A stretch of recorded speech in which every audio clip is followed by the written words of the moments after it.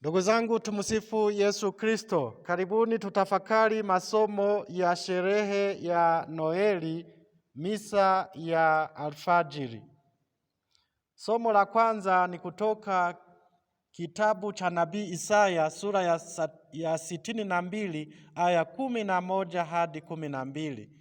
Na somo la pili ni waraka wa mtume Paulo kwa Tito sura ya 3 aya 4 hadi 7. Injili ni ya Luka sura ya 2 aya 15 hadi 20. Wachungaji wa mifugo wanatufundisha mambo manne yafuatayo. Jambo la kwanza ni kwamba wanahamasishana. Wanasema, na twendeni mpaka Betlehemu tukalione hilo lililofanyika alilotujulisha Bwana. Kwa kweli hilo ni fundisho, ili na sisi tuhamasishane kwenye familia zetu, tuhamasishane kuhudhuria mambo ya kiroho, tuhamasishane kuenda kwenye ibada, kwenda kwenye mafundisho, kwenda kwenye jumuiya zetu, kwenda kwenye maungamo, kwenda kwenye misa takatifu, ibada mbalimbali, tuhamasishane. Wazazi, muwahamasishe watoto wenu, na hasa wanafunzi ambao kipindi wako likizo, wajihusishe na mambo ya kiroho pia, wasiishie kwenye mambo ya kidunia tu, bila kusahau kwamba kuna sehemu ambapo nakuta watoto ndio wanabidii katika mambo ya kiroho. Wawahamasishe kwa heshima wazazi wao, ili na wao wapende mambo ya kiroho, wahudhurie mambo yanayowajenga kiroho, bila kusahau ndugu kumhamasisha ndugu yake, bila kusahau kuhamasisha majirani zetu, kwenye jumuiya zetu tuhamasishane kuhudhuria mambo ya kiroho, bila kusahau kwamba inawezekana uliyemhamasisha bado ni mzito kukuelewa au ni mzito kufuata mambo ya kiimani. Basi cha kufanya ni usisahau, zaidi ya kumhamasisha au kumshauri, usisahau kuja kumwombea unapohudhuria ibada mbalimbali. Unaposali katika sala zako, usisahau kumwombea. Utakuwa umefanya kitu kizuri. Kwa kweli hawa wachungaji wa mifugo wametufundisha sana kuhamasishana. Na twendeni mpaka Betlehemu. Na kwa kweli walienda. Yaani cha kushangaza kingine ni kwamba hawakupendwa kuendelea kunaswa na mifugo yao.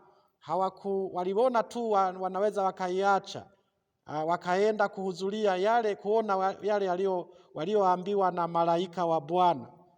Na kwa kweli walienda, na hapo wanatuhamasisha kwamba na sisi mali za dunia zisitubane. Hata shamba letu lisitubane, duka letu lisitubane eti lituzuie kuhudhuria mambo ya kiroho, bila kusahau shughuli zetu mbalimbali. Kumbe tukubali kuhudhuria na tujengeke kiroho kama tunavyotamani kujengeka kimwili, tutamani pia kujengeka kiroho, kwa sababu mwanadamu sio mwili tu. Yesu alitukumbusha kwamba mwanadamu hataishi kwa mkate tu, na neno la Mungu pia linahitajika.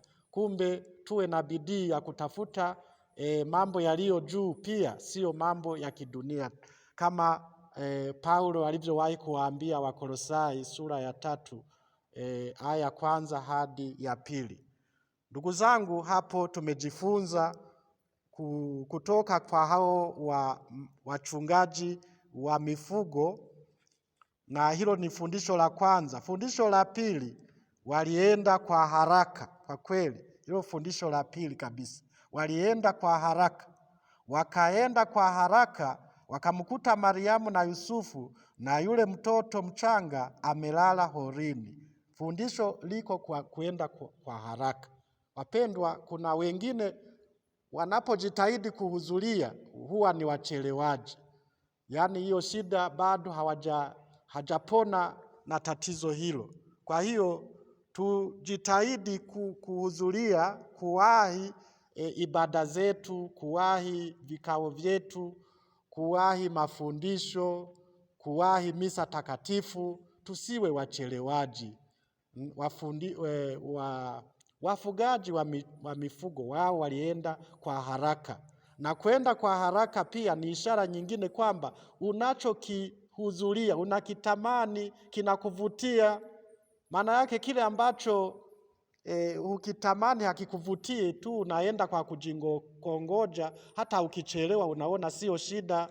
Lakini kwa mfano mtu akikuahidi kwamba nitakuletea zawadi kwa mfano saa 12, na hiyo zawadi ukichelewa, hiyo zawadi hautaipata. Hata ukichelewa dakika moja, nadhani mtu atajitahidi asichelewe, kwa sababu mambo ya kidunia, mambo ya kimwili tunayapenda, lakini mambo ya kiroho kwa kweli watu nakuta kuna mtu ambaye havutiwi sana, yaani ile bidii ni ndogo. Kwa hiyo tujifunze kwa hao wachungaji wa mifugo. Fundisho la pili ni kwamba walipomuona mtoto Yesu, walianza kutoa habari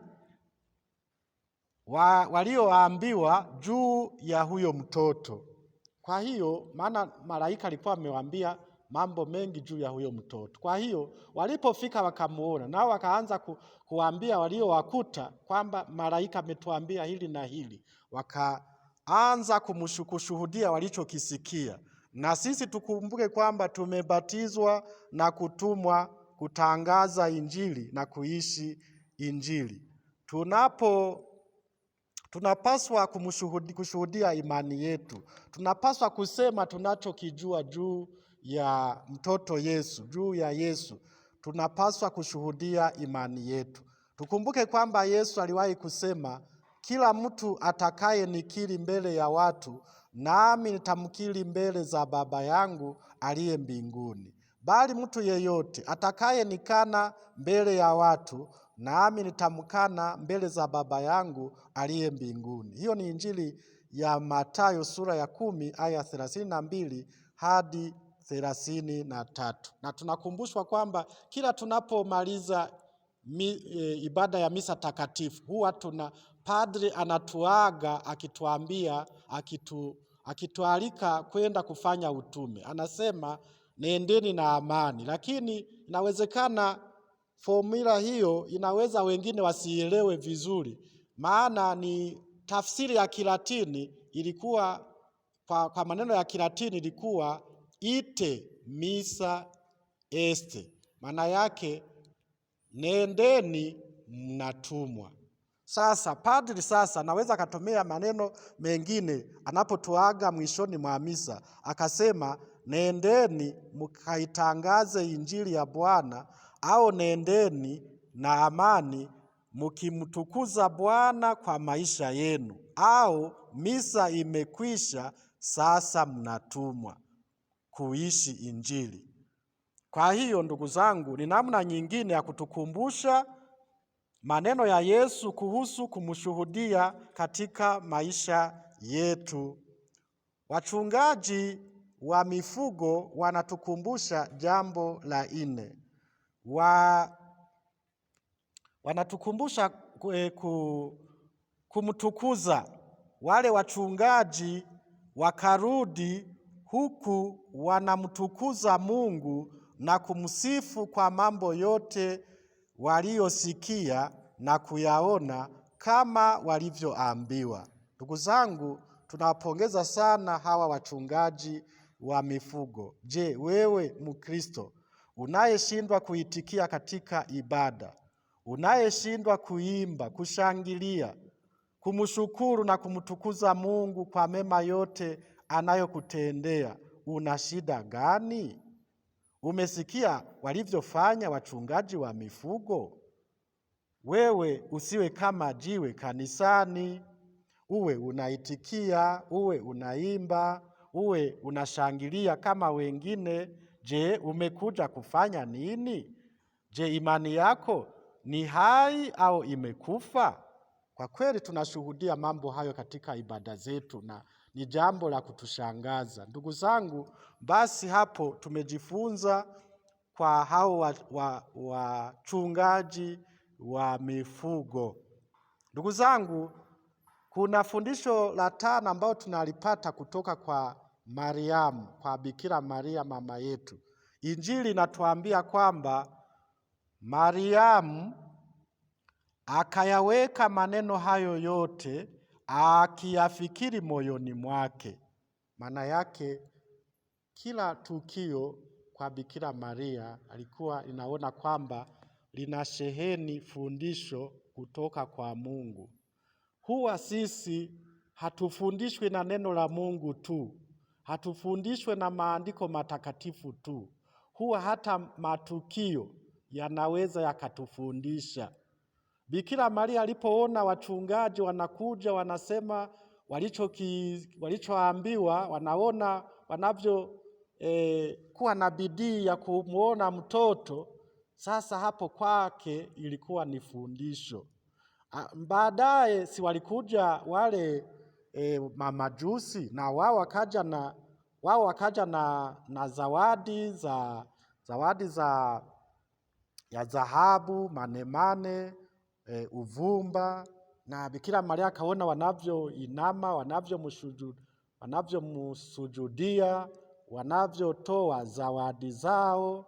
Kwa kweli Bikira Maria aliona kwamba huyu mtoto si mtoto wa kawaida. Kama nilivyoambiwa kabisa, ni kweli kwamba huyu mtoto atakuja kuonekana mfalme, atakuja kuwa mfalme, ni mfalme kabisa. Maana hiyo dhahabu ndio maana yake. Halafu uvumba, manemane takuwa ni Mungu aliyefanyika mwanadamu. Hayo yote alianza kuwa na fikiri moyoni, akatafakari. Kumbe na sisi tuwe tunatafakari neno la Mungu, lisitupite bila kulitafakari. Matukio yasitupite bila kuyatafakari. Hata ukinusurika ajali, unaweza ukajiuliza, hapa Mungu ametaka kuniambia kitu? Yaani hata kunusurika kuna neno la Mungu humo anataka kuniambia kitu. Kwa hiyo Bikira Maria, yeye fundisho lake ni kwamba anatufundisha kutafakari. Wapendwa, mafundisho hayo yote manne kutoka kwa wachungaji wa mifugo na hilo moja kutoka kwa Bikira Maria, ingawa kuna mafundisho mengi ambayo tunaweza tukayapata katika masomo ya leo, basi tujitahidi kuyazingatia, tujitahidi kuyaishi, na tuombe Bikira Maria na watakatifu wote watusaidie kuyaishi, kuyazingatia. Tumpendeze Mungu kama hao wachungaji wa mifugo walivyofanya, na tumpendeze Mungu kama Bikira Maria alivyompendeza katika maisha yake yote, bila kusahau Mtakatifu Yosefu, bila kusahau watakatifu wengine. Tumpendeze Mungu na mwisho hatimaye tufike kwake mbinguni. Atukuzwe Baba na Mwana na Roho Mtakatifu, kama mwanzo na sasa na siku zote na milele. Amina. Asanteni kwa kunisikiliza. Mungu awabariki.